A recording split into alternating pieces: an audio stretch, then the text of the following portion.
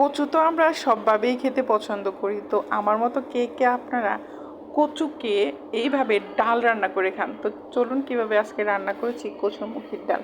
প্রথমে আমি পেঁয়াজগুলো দিয়ে একটু নাড়াচাড়া করে নিচ্ছি, তারপরে এখানে আমি হালকা একটু আদা রসুন বাটা দিলাম, হলুদ গুঁড়ো, একটু হালকা মরিচ দিয়েছি, কম মশলা দিয়েছি। একটু কম মশলা দিলে কি হয়, খেতে ভালো লাগে। আর তারপরে আসছিল হচ্ছে মাছের মাথা আর এক টুকরা, অল্প একটু রান্না করবো তো এর জন্যে। তারপরে এই তো কচুগুলো আগে ম্যাশ করে রেখেছিলাম, ম্যাশ করে এখানে আমি দিয়ে কষিয়ে নিচ্ছি। একটু কষাইতে হবে ভালো করে। কষায় নেওয়া হয়ে গেলে তারপরে হালকা একটু পানি দিয়ে আর আলতো করে নাড়তে হবে। তারপরে